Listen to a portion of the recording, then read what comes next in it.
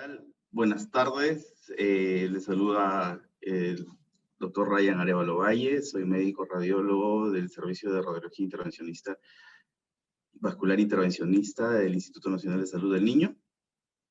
El tema que me toca participarles el día de hoy es acerca de patología torácica. Dentro de todos los objetivos generales que podríamos tener sobre esta ilustración que les voy a dar, es analizar la utilidad del ultrasonido pulmonar en el área de urgencias. ¿Qué quiero decir con ello? Que nosotros ya cada vez estamos necesitando de ayudas diagnósticas visuales para poder realizar muchos diagnósticos mucho más certeros o mucho más precisos en los pacientes, ¿no? Dentro de los objetivos generales, nosotros necesitamos disminuir la emisión de radiación, lo que hace especialmente apropiado para determinados grupos, tanto niños y mujeres embarazadas, y además permite la repetición de la prueba tantas veces como sea necesaria, sin incrementar el riesgo. ¿Qué quiero mencionar con ello? Normalmente el paciente se encuentra en una camilla, o se encuentra, o va a ser trasladado de un lugar a otro, ya sea en el área de emergencia o en el área de hospitalización, o en el área de UCI. Todos esos pacientes tienen que ser movilizados hacia el servicio de radiología para poder realizar los estudios necesarios, sea una tomografía o sea una radiografía de tórax o de abdomen o de lo que necesitan para el momento. Para ello, utilizando el ultrasonido pulmonar, nosotros podemos agilizar el estudio de cada uno de estos pacientes, ¿no? Además, como les mencionaba, la portabilidad a la cabecera del paciente, aspecto especialmente importante, por lo que supone de evitar los riesgos en los traslados, que sufran algún tipo de demora en el traslado. Nosotros con un ecógrafo podremos estar al pie de la cabeza del paciente, propiamente dicho. Desde el 2004 se vienen estudiando o se vienen realizando estudios de la patología pulmonar. Todo ello desde la universidad, desde el American Institute of Ultrasound Medicine, en donde comienzan a investigar acerca de la relación patológica que podría presentar un paciente que entra en emergencia y teniendo un ecógrafo o un ultrasonido, al realizar nosotros una ecografía de pulmón. Nosotros, o ellos mejor dicho, aparece con la aparición del estetoscopio ultrasonográfico, era inminente ya desde el 2004 en ese instituto para el estudio de la patología pulmonar. Luego de ello, con el transcurrir de los tiempos, las instituciones comienzan en Estados Unidos, y espero que acá en algún momento comiencen a tener formación en pregrado del uso del ultrasonido, para que cada vez se tenga mucho mayor facilidad en el estudio del paciente con patología pulmonar que llegue a emergencia o se encuentre en algún centro quirúrgico, ya sea al colocarse un CBC, por ejemplo, ¿no? O que se encuentre en un área de unidad crítica. Además, sería el complemento tanto clínico como sería el complemento del estudio del paciente, tanto clínico como el análisis del mismo o el uso de un estetoscopio. Ese sería el uso del ultrasonido. La ultrasonografía pulmonar es una prueba rápida, incruenta, utilizada a pie de cama y con mayor precisión que la radiología convencional en multitud de aplicaciones. ¿A qué quiero llegar con esto? Lo que quiero mencionar es que normalmente un paciente con una radiografía, muchas veces una persona puede obviar algunos signos o signos radiológicos, o se le pudieran pasar algunos signos radiológicos, los cuales con un ecógrafo podrían ser evidenciados desde el primer momento. La utilidad de la ecografía pulmonar. El estudio de la ecografía pulmonar tiene múltiples facultades, ya que con el estudio con la utilidad de la ecografía pulmonar podemos estudiar la pared torácica. Por ejemplo, un paciente que viene con una contusión, podríamos ver un hematoma, podríamos evaluar la grasa de la pared, las alteraciones de la pared, de la misma caja torácica, como por ejemplo gas, que en muchas oportunidades en una radiografía se nos pudiese pasar. Pero nosotros, teniendo un ecógrafo a la mano, podríamos realizar una ecografía a este paciente y este paciente podría evidenciarse con una ecografía un enfisema pulmonar o un enfisema cutáneo, ¿no? Además de ello, podemos evaluar el estudio de la patología pleural. Podríamos ver si la pleura se encuentra gruesa, si está delgada, podríamos evaluar si está de un contorno regular o un contorno irregular, de repente un derrame pleural, si es extenso o mínimo, un neumotórax, ¿no? Con todo ello se podría evaluar y resolver de repente en minutos, cuestión de minutos, teniendo un ecógrafo al lado. También podríamos hacer el diagnóstico de una patología parenquimatosa, como por ejemplo una neumonía, un asma, un EPOC, síndrome intersticial, alveolo intersticial, y quizás podríamos hasta llegar a ver con bastante práctica atelectasias y o condensaciones como síndrome, como una neumonía.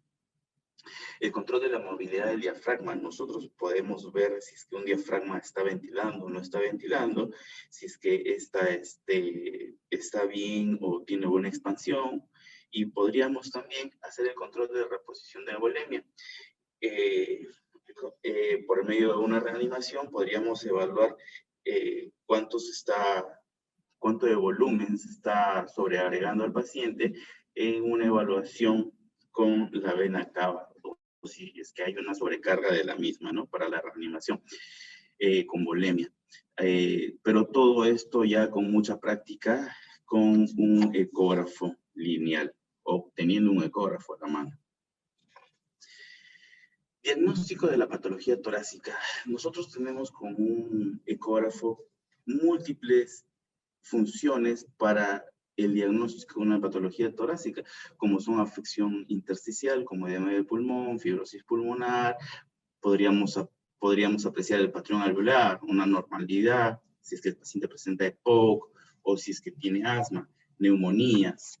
Lo que más nos importa en este momento es los espacios pleurales o el espacio pleural para poder evaluar un derrame pleural o un neumotórax.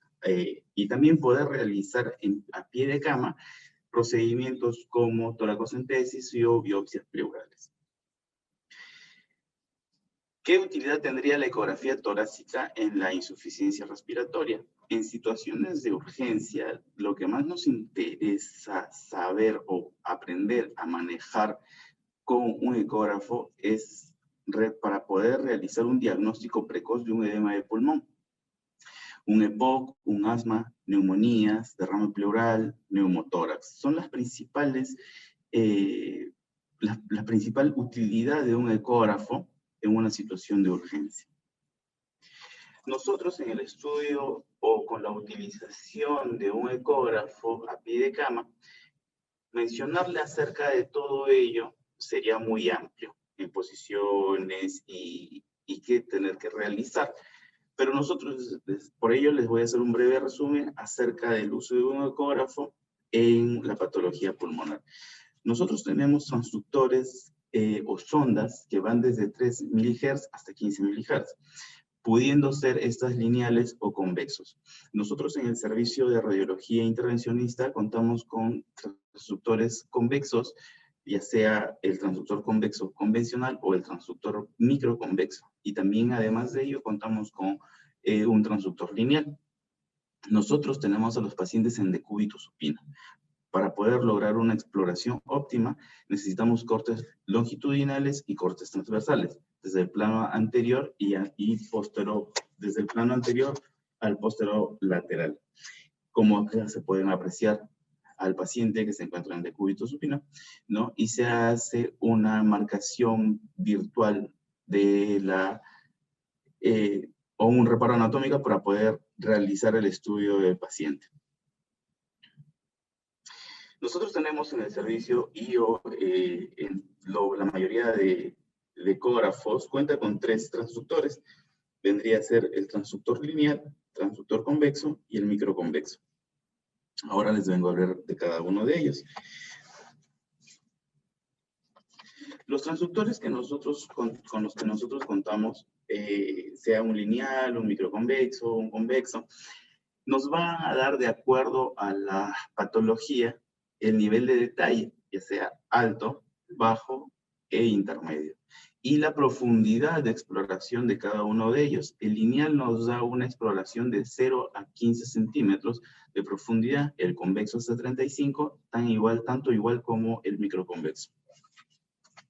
Dentro de los transductores, yo les voy a hacer la descripción de cada uno de ellos. Tenemos el transductor lineal, que tiene un campo muy superficial. Como les estaba mencionando hace un momento, nosotros podemos detallar la pared torácica desde el campo superficial. Nos muestra una imagen muy nítida, la calidad de imagen es buena, es muy detallada, el espacio que tiene o el cual delimita el transductor es rectangular y de profundidad, pero de profundidad pequeña, la cual nos da mucha ayuda para el descarte de patologías propias de la patología pulmonar. Es para un pequeño espacio o un sector pulmonar, ¿no? Después de ello tenemos un transductor convexo. El campo es muy profundo a comparación del transductor lineal, pero nos es poco detallado, ya que el espacio a mayor profundidad, menor detalle. Además, como tiene un campo amplio y o grueso, no nos va a ayudar al momento de hacer el estudio en la caja torácica, ya que el mismo transductor convexo es muy amplio y no habría mucha interferencia con las costillas o el arco costal. Además de ello, no nos sería muy útil para la evaluación de la pleura en funcionabilidad, a comparación de un transductor lineal. Pero, por ejemplo, un transductor microconvexo, aparte de tener un campo profundo, tener un detalle mucho mejor del estudio de la patología pulmonar, como es un transductor pequeño, muy delgado, el cual nos da una línea convexa, nos es muy accesible para todas partes de la pared torácica o pulmonar. El espacio es pequeño y nos da mucho mayor detalle de todas las imágenes, pero no todos los servicios cuentan con él. Así que nos tenemos que simplemente tratar de acostumbrar a los transductores con los que nosotros normalmente trabajamos, que sería un transductor convexo y un transductor lineal. Desde 1982 se viene estudiando los ecógrafos y nosotros venimos viendo cada uno de ellos cómo va mejorando las imágenes con el transcurrir de los años y la profundidad que se le podría dar. Los transductores vienen desde más antiguos, desde el primer ecógrafo en 1942 a 1982 hasta los modernos y actuales que tenemos, que hacen hasta ecografía 6D. En cada uno de ellos vamos a ir viendo la mejoría de las imágenes y así poder tener un diagnóstico mucho más certero de la patología pulmonar. Las limitaciones de la ecografía de pulmón vendrían a ser, dependiendo del paciente, podríamos tener dificultades o limitaciones en la ecografía pulmonar. Por ejemplo, los huesos no permiten la transmisión de las ondas sonoras, lo cual nos impide el estudio completo de una patología pulmonar o del pulmón propiamente dicho. Por ello también, como apreciamos en la imagen, son imágenes muy pequeñas, pero de todas maneras dentro de un momento se va a volver a explicar cada una de ellas. Pero en breve resumen les explico que la imagen de un arco costal nos produce una sombra acústica, la cual nos permite la limitación del estudio de la patología pulmonar. Pero con la experiencia y con el uso continuo de los aparatos de ecografía, uno logra poder hacer identificación de la patología pulmonar con mucho mayor detalle y sin tener mucha limitación con la misma. Además, por ejemplo, si es que nosotros tenemos un paciente en decúbito supino, necesitamos el estudio de la patología pulmonar posterior, debajo de la línea axilar. Nosotros lo que tenemos que hacer es la escápula nos da cierta limitación en el estudio posterior de un paciente con un derrame pleural, al cual nosotros lo que deberíamos hacer es tomar la mano del lado del estudio y ponerla en el hombro contralateral para así tener una amplitud o movilidad de la misma escápula para tener un espacio entre la escápula y las costillas para poder tener un acceso a la patología pulmonar o al pulmón en este caso. Además de ello, los pacientes obesos nos dificultan o nos dan mucha limitación en el estudio de la patología pulmonar, ya que el paciente nos impide por su masa corporal el llegar con un transductor lineal hasta llegar a una profundidad adecuada y poder observar todo esto, o poder observar una patología pulmonar propiamente dicha, ¿no? Además de ello, un paciente con obesidad y tener que movilizarlo y encontrarnos solos, nos daría mucha dificultad en el estudio para este tipo de patologías. Así nosotros nos podríamos complicar mucho en todo ello. Como también podríamos tener pacientes con múltiples contusiones y que vengan al servicio o que vengan al lugar donde nosotros estamos realizando nuestra labor y lleguen con muchos vendajes o muchos parches, los cuales nos impiden el estudio o tenemos una limitación de la ecografía pulmonar, ¿no? A lo que tendríamos que recurrir necesariamente de un estudio de imágenes más amplio, como podría ser una radiografía y o una tomografía. Además de ello, un paciente con anastarca también es como si tuviéramos un paciente obeso, el cual nos impide hacer una evaluación completa de la patología pulmonar.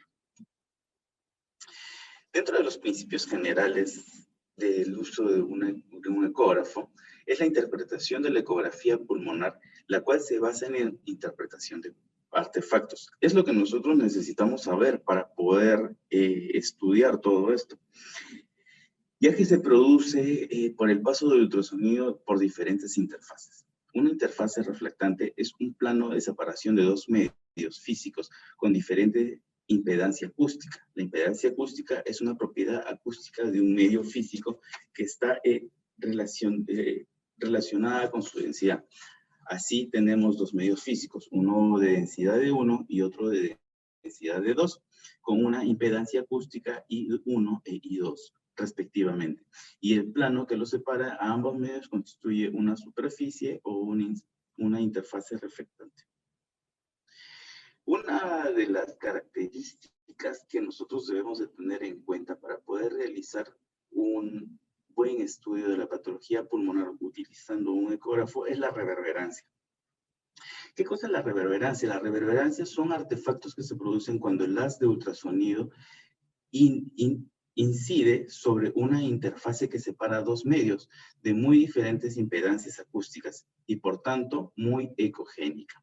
¿Qué quiero decir con esto? Si nosotros tenemos un plano en el cual tenemos el músculo o tejido celular subcutáneo, un músculo, viene la pleura. Esa pleura está dividida en dos, en pleura parietal y pleura visceral, la cual está pegada virtualmente y está en ese frote o en esa interfase se encuentra la reverberancia, la cual nos hace ver estos haces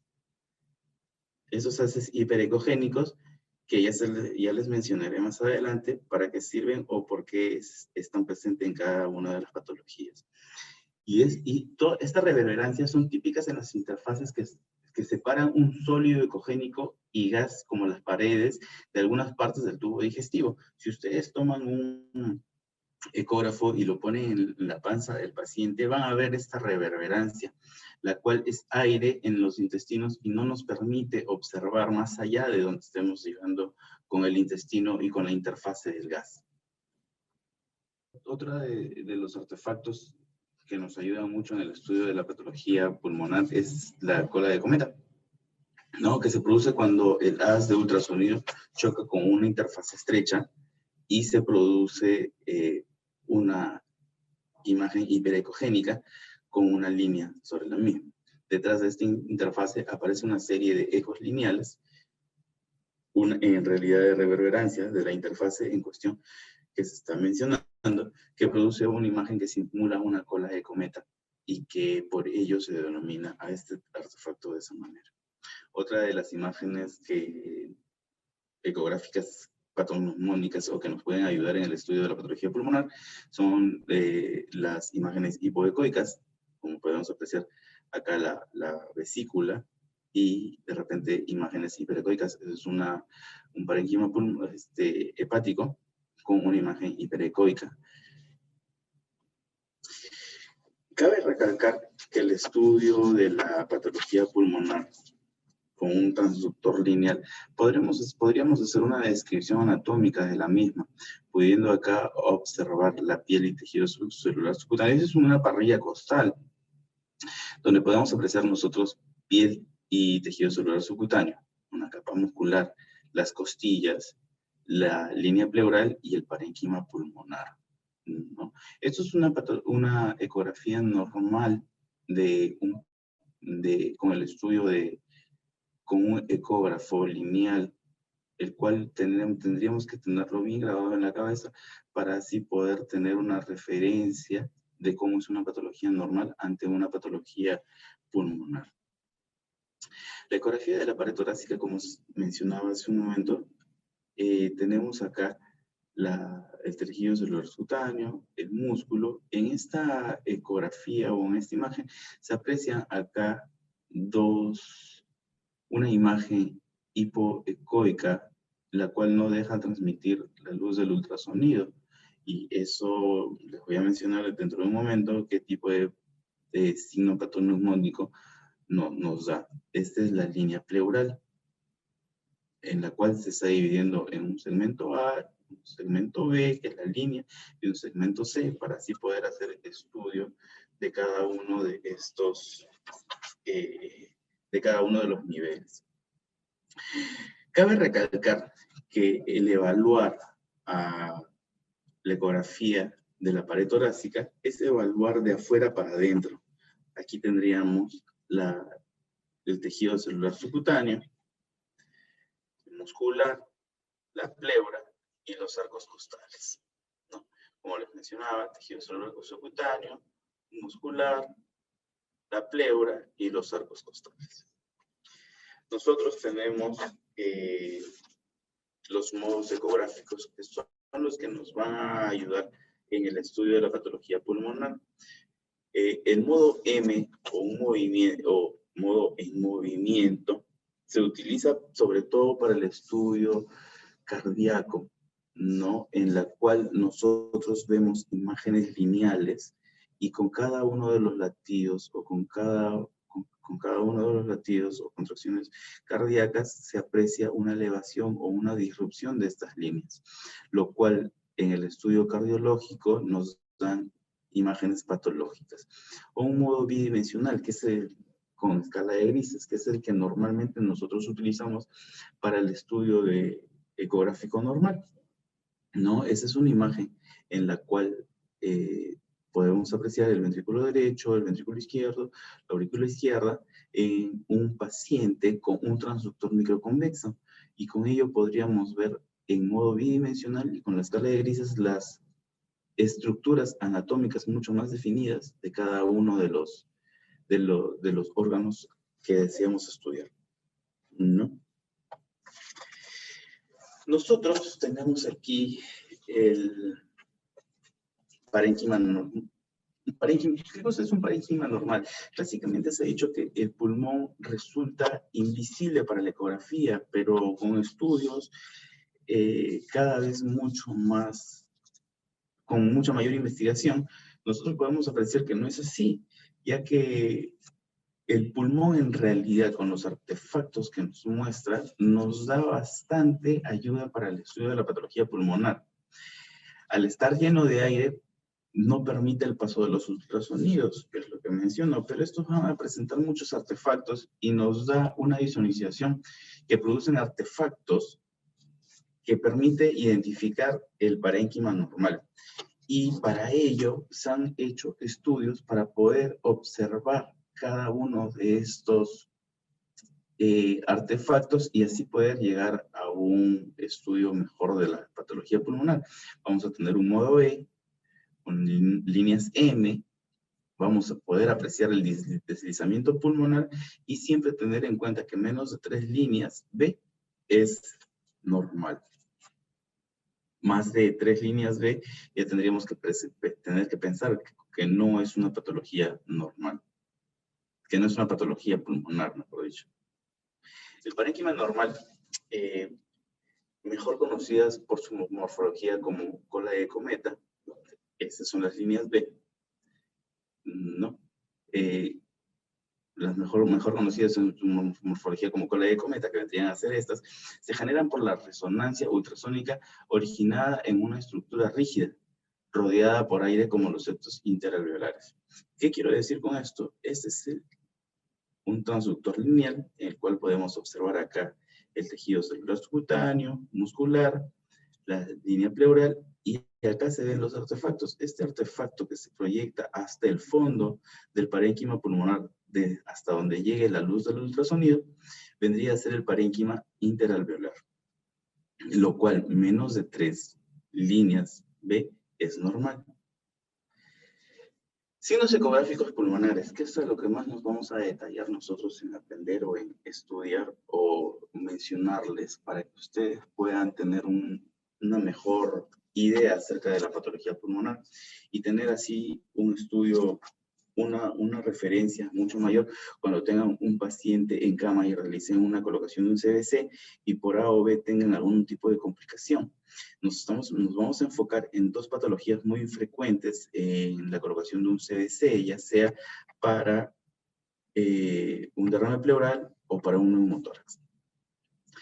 El modo M, como les mencioné, tiene 4 principales puntos que vendrían a ser el deslizamiento pleural, las líneas A, las líneas B y el líquido pleural. El modo B, con todo esto presente, nos va a indicar normalidad o anormalidad acerca de lo que nosotros estamos estudiando.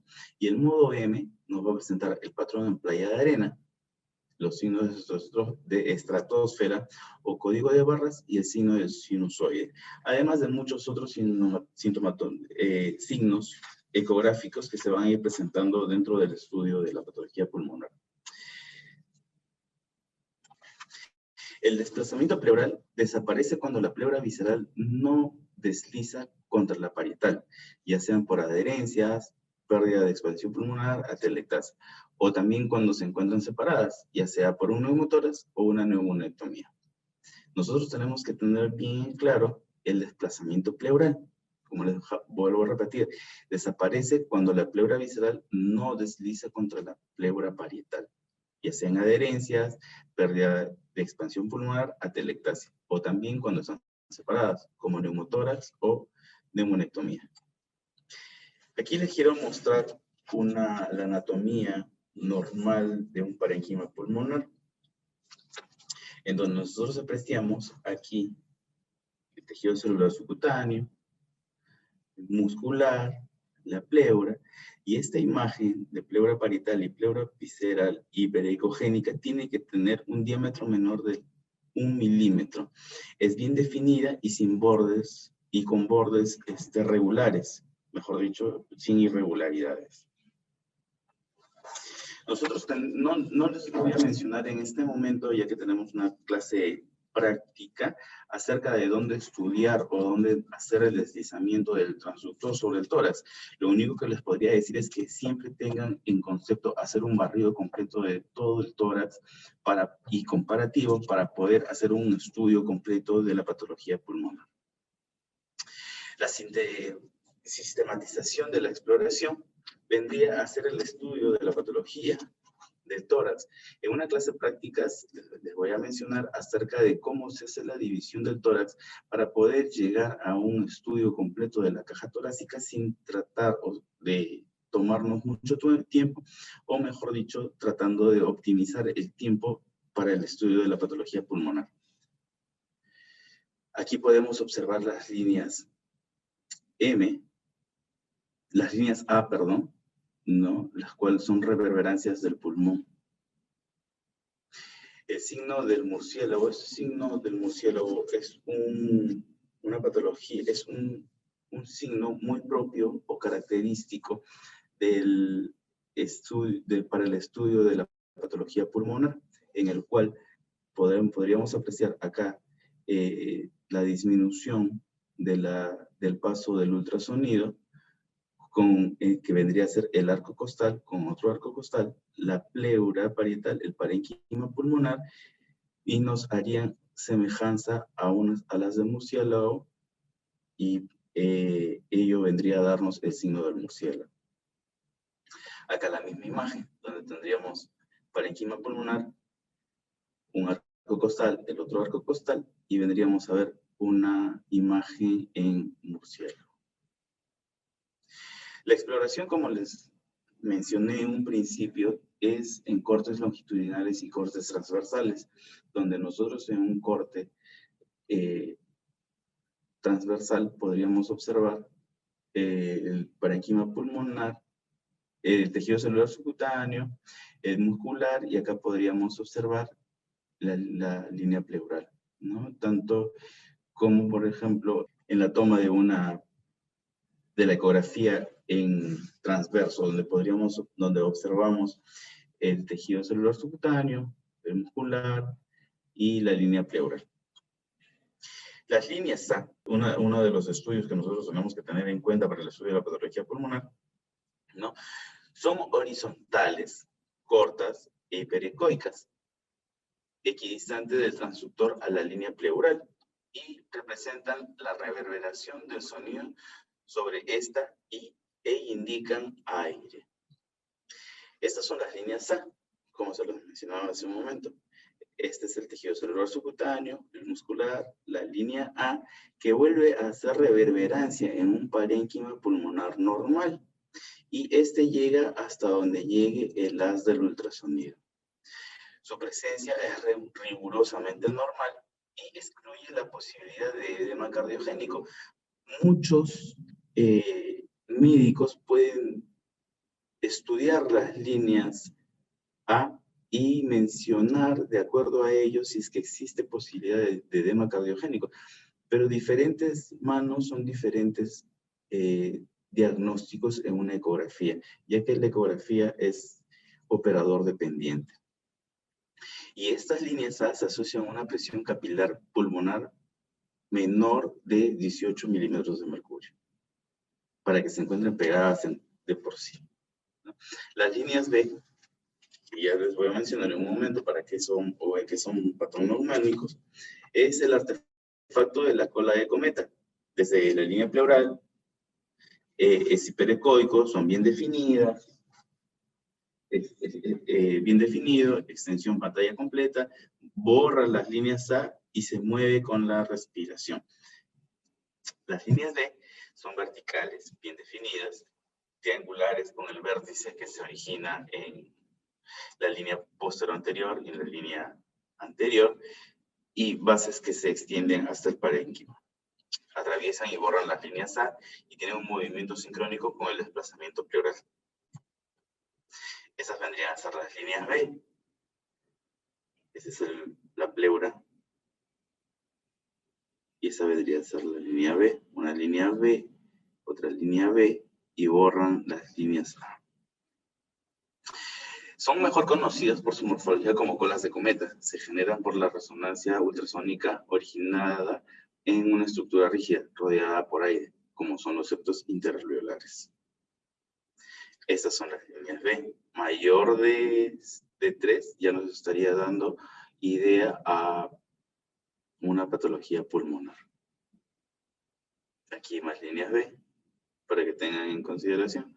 Líneas B, que nos indican normalidad. Mayor de 3 líneas B, habría que tener en cuenta que no es una patología normal.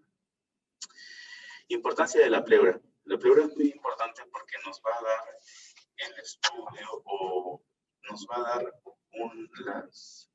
nos va a producir el artefacto necesario para poder estudiar la patología pulmonar, como derrame pleural simple, neumotórax, derrame pleural complicado, la presencia de líneas B o un edema de pulmón. En la exploración, en paralelo, ¿qué quiero mencionar con eso? ¿Qué quiero decir con eso? Que nosotros debemos siempre tener en cuenta que la exploración en un paciente, al hacer la colocación, ya sea en este caso de un CST o hacer la punción ecodirigida, la venopunción, y podríamos, quizá por falta de experiencia, punzar el pulmón o atravesar la misma vena y llegar hasta el pulmón y producir un derrame pleural o un neumotórax. Para ello nosotros tenemos que tener una exploración en paralelo, en el cual observamos ambos pulmones con el estudio ecográfico. Aquí se aprecia el inicio de un derrame pleural, ¿no? El cual hace la separación de las pleuras, a comparación del segundo, en el cual se aprecia el tejido celular subcutáneo, el muscular, se encuentra adherido a la pleura, tanto parietal como visceral, y el parénquima pulmonar. Una ecografía normal, en la cual vamos a apreciar el tejido celular subcutáneo, el muscular, la línea pleural y el parénquima pulmonar. Muchas veces con el estudio de la patología pulmonar no logramos apreciar en el parénquima pulmonar las líneas A, ¿no? Pero eso ya con el tiempo y con la experticia nos va a dar mucho mayor resolución de los mismos artefactos que produce la pleura. Y esta vendría a ser una ecografía patológica, en la cual se aprecia el tejido celular subcutáneo, el muscular, y acá se aprecia la línea pleural, la cual se encuentra dividida y se encuentra de forma irregular en el parénquima pulmonar. Además de ello, la imagen hipoecogénica se encuentra con cierto detritus dentro del mismo líquido pleural, la cual nos indicaría que estaría sucediendo o estaría pasando por un derrame pleural complicado. Nosotros con el estudio de la patología pulmonar podemos observar o podríamos observar desde dónde podemos iniciar un barrido completo en plano paralelo a las costillas y poder hacer cortes para así poder observar mucho mejor el derrame pleural. Ese es un paciente en decúbito supino y ese es un paciente con el estudio con un transductor en transverso y en posición sentada, la cual nos indica en ambos que hay líquido pleural y nos estaría haciendo pensar en un derrame pleural, ¿no?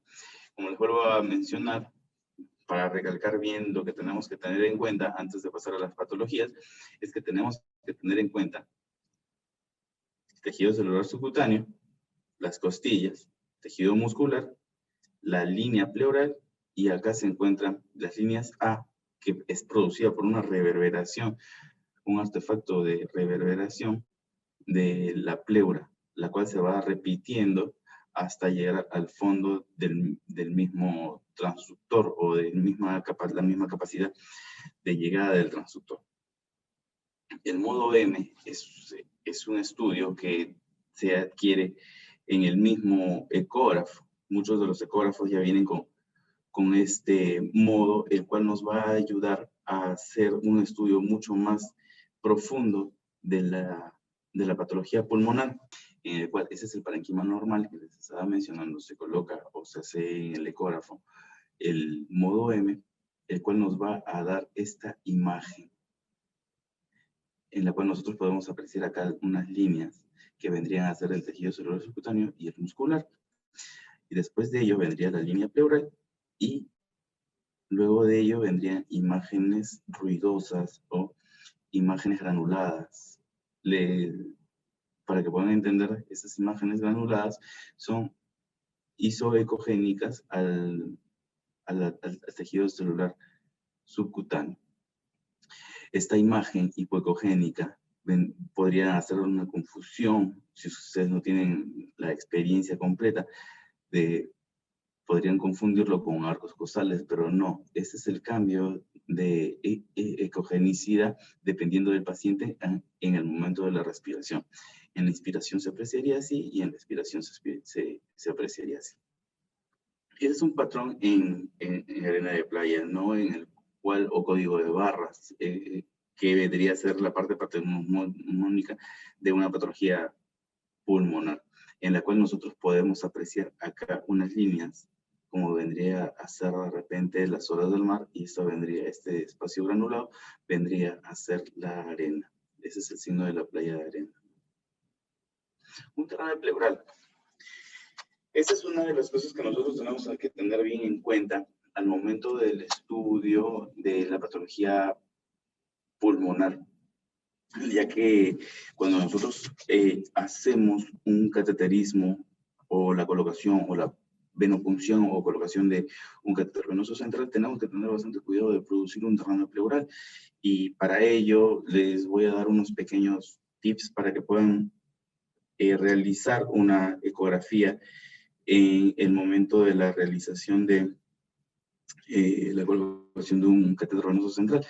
Por si A o B, en la guía ecográfica, ustedes atraviesen la vena o atraviesen la pleura propiamente dicho y produzcan un pequeño derrame pleural. Este es un derrame pleural inicial, en el cual nosotros en la práctica les voy a mencionar dónde se hace la toma de la misma o la posición donde se tiene que poner el transductor para poder así observar este pequeño derrame pleural, en donde nosotros vemos el tejido celular subcutáneo, el muscular, y este vendría a ser la pleura visceral, la pleura parietal, perdón. Esta imagen hipoecogénica o anecoica vendría a ser líquido pleural, y acá vendría a ser el parénquima pulmonar, ese tejido granular que vendría a ser el parénquima pulmonar, y esta vendría a ser la pleura visceral. El modo M, cuando un paciente tiene un derrame pleural, va a cambiar. Les mencionaba que el patrón normal es en arena de playa, en el cual se aprecia líneas hiperecogénicas y un granulado que se puede observar, ¿no? En esta, por ejemplo, se aprecia un derrame pleural, en el cual se pone en el modo M y se aprecia el signo del código de barras, en donde todo el parénquima pulmonar y el tejido celular subcutáneo son uno solo, en forma de código de barras. Por ejemplo, nosotros tenemos acá la iniciación de una patología pulmonar. En este caso vendría a ser el estudio fisiopatológico por medio de ecografía de cómo se realiza un derrame pleural desde el inicio hasta el derrame propiamente dicho, en el cual nosotros podemos apreciar en la fase inicial que se encuentran. Esto es después de que se punza un paciente con una aguja al momento de la colocación de un catéter venoso central, en el cual se aprecia que las dos pleuras se encuentran pegadas o se encuentran adheridas de por sí la pleura parietal con la pleura visceral, ¿no? Acá ya se aprecia irregularidad de la misma, la cual vendría a ser la pleura desflecada, y acá tenemos una pleura ya con una pequeña separación, y esta muesca de acá vendría a ser la inspiración del parénquima pulmonar o del pulmón, en la cual se aprecia que esta hace una pequeña muesca en la misma pleura visceral y el mismo parénquima pulmonar, y es el inicio de la separación de las pleuras. Además, acá podemos ya observar la pleura parietal separada o con una disrupción completa de la pleura visceral. Este de acá vendría a ser el parénquima pulmonar, y esta línea hiperecogénica vendría a ser los espacios interalveolares que todavía se encuentran con aire. Por ello, la reverberación de la misma es un incremento de la ecogenicidad del parénquima pulmonar. Y aquí apreciamos un derrame pleural ya mucho mayor, en el cual se aprecia una muesca, como les mencionaba, que nos indica la inspiración del paciente, ¿no? y el desprendimiento total o completo de la pleura parietal con la pleura visceral. Esto es lo que les quiero mencionar. Nosotros, para poder apreciar un derrame pleural en una radiografía, necesitamos tener 150 milímetros de contenido de agua para poder apreciar un derrame pleural o el borramiento del seno costofrénico, lo cual no se necesita para una ecografía. Con una ecografía, nosotros con 5 milímetros de contenido de agua podemos apreciar ya el mismo derrame pleural. Además de ello, tiene una sensibilidad del 100%, una especificidad del 99.7% y es muy útiles y en manos, tanto inexpertas como expertas, es útil para la diferenciación o para la identificación de una patología pulmonar, en este caso un derrame pleural. El mismo derrame pleural se realiza de forma paralela, como les he mencionado, ¿no? En el cual nosotros hacemos un estudio en paralelo para así poder apreciar en los ápices para ver si es que este paciente está teniendo el derrame pleural o trazamos una línea una línea axilar posterior para el estudio del líquido pleural en bases, ¿no? Aquí podemos apreciar el desprendimiento de la pleura parietal de la pleura visceral. Esto de acá vendría a ser el parénquima pulmonar. El derrame pleural, como les estaba mencionando desde hace un momento, trazamos una línea axilar anterior para poder hacer un estudio o un marcaje imaginario y poder así estudiar el derrame pleural, la patología pulmonar en un derrame pleural. Ya les voy a mencionar en una clase cómo se realiza el estudio de este paciente, ¿no? O cómo estudiar el derrame pleural, ¿no? En el cual nosotros vamos a tener como primera impresión el tejido celular subcutáneo, el muscular, la línea pleural parietal y la línea pleural visceral, la cual está separada completamente una de otra, y yo les voy a enseñar o les voy a mostrar, mejor dicho, cómo hacer el estudio del mismo. El derrame pleural o el signo de límite rectangular, el quad sign, permite definir cualquier derrame pleural a pesar de su ecogenicidad. ¿Qué quiero decir con esto? Que nosotros tenemos el signo del murciélago, en el cual nosotros vamos a apreciar acá la línea pleural anterior y la línea pleural posterior, o la línea pleural parietal y la línea pleural visceral, y trazamos líneas paralelas desde la luz del ultrasonido con las líneas transversales que es la separación de las pleuras, la cual nos da el signo de límite rectangular, en el cual nosotros vamos a presentar un patrón B, que vendrían a ser estas, con la desaparición de las líneas A. El signo del rectángulo lo llaman algunos, que es este signo que se está mostrando acá, ¿no? En el cual nosotros vamos a tener un borde superior y un borde posterior, y así nos podríamos dar cuenta con mucha mayor facilidad de un derrame pleural. Una hepatización pulmonar nos indica que está en una región pleural hiperecogénica, que vendría a ser esta, presencia de líquido, que vendría a ser esto, impredecible, que haga contacto de pleura para realizar el diagnóstico. Esta pleura de acá con esta pleura de acá, como les estaba mencionando, se podría ver el signo del rectángulo, ¿no? En el cual se trazan unas líneas imaginarias, ¿no? Y nos dan un límite anterior y un límite posterior. Y al mencionar la hepatización pulmonar, quiere decir que este vendría a ser el pulmón y este vendría a ser el hígado, el cual nos está ayudando de ventana acústica para el estudio del patrón del parénquima pulmonar, en el cual estas imágenes hiperecogénicas son imágenes de parénquima pulmonar interalveolar y nos estarían dando una presentación de una consolidación. Y esto nos podría estar hablando de una neumonía. Atelectasia, embolismo pulmonar, NM de pulmón.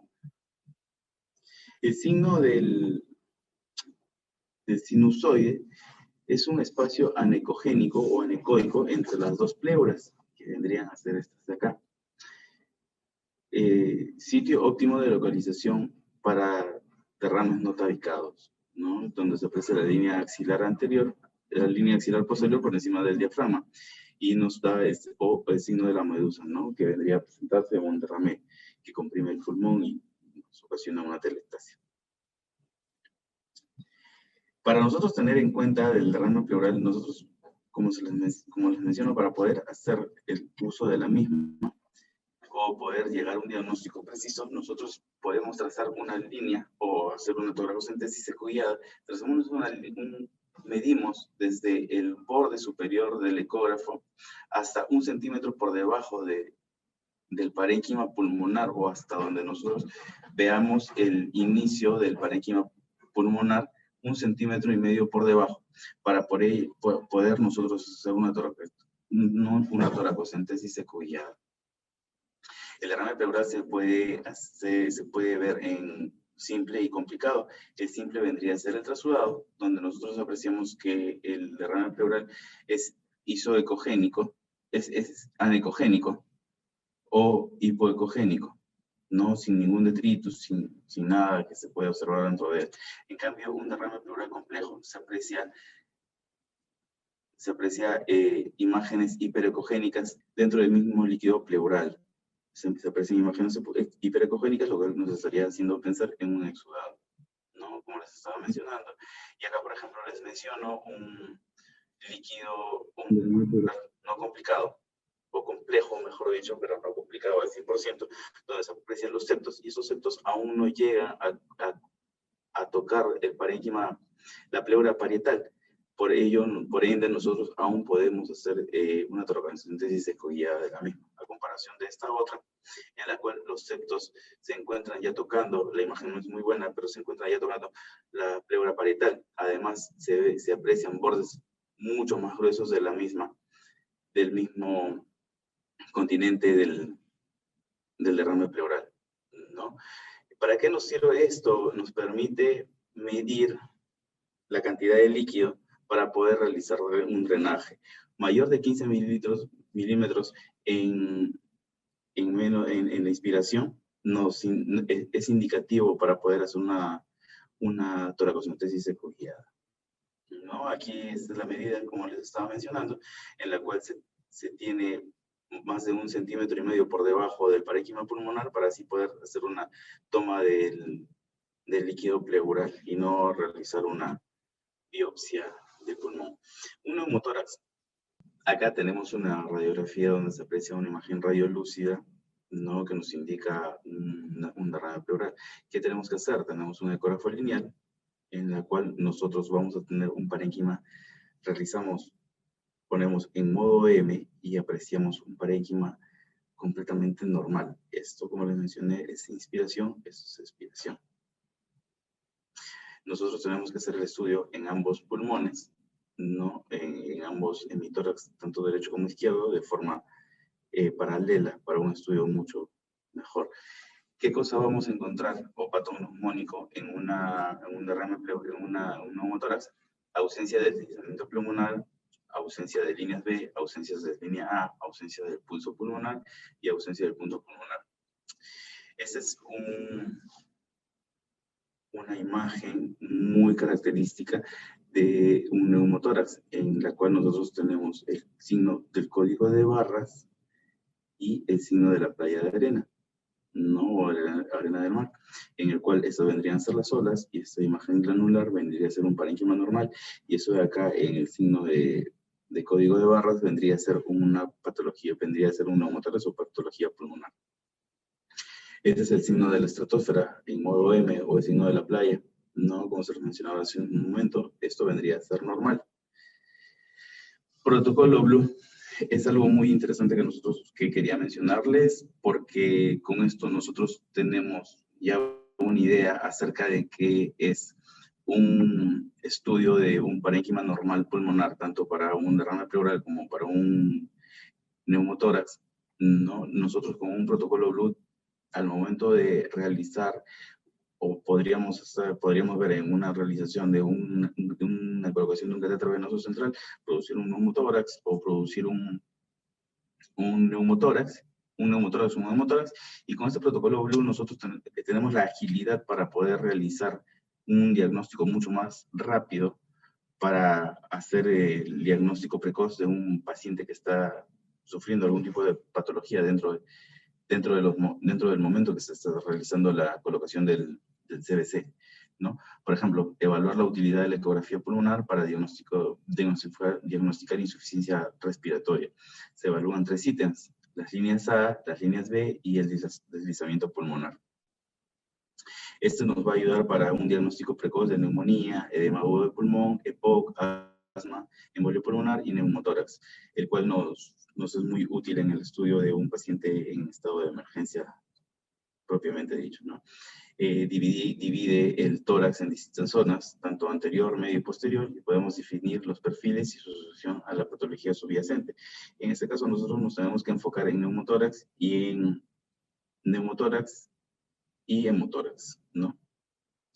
Las ventanas a realizar, que se las mencionaré en la clase práctica, son las ventanas y artefactos que tendríamos que encontrar en cada una de ellas, que son artefactos de línea A, línea B, presencia o ausencia de deslizamiento pulmonar y presencia de consolidación pulmonar. Estas son imágenes que normalmente tenemos que ver, un patrón B y las líneas A. El patrón B en parénquima interalveolar, ¿no? Y las líneas A que vendrían a ser las normales. Estas líneas A son borradas por un patrón B, nos indican patología pulmonar. Ese es un pequeño resumen de todo lo que les he mencionado, en donde un neumotórax nos va a presentar el signo de código de barras, un pulmón normal nos va a presentar el signo de la playa de arena, el síndrome intersticial nos va a presentar mayores líneas B, ¿no? Un síndrome de consolidación nos va a presentar una hiperecogenicidad del parénquima pulmonar, y una efusión pleural o un derrame pleural nos va a presentar el signo del cuadrado o del rectángulo, ¿no? Ese es un pequeño fluxograma que les quería mencionar para el final de todo esto, que vendría a ser el resumen de todo lo que les he expuesto. Gracias.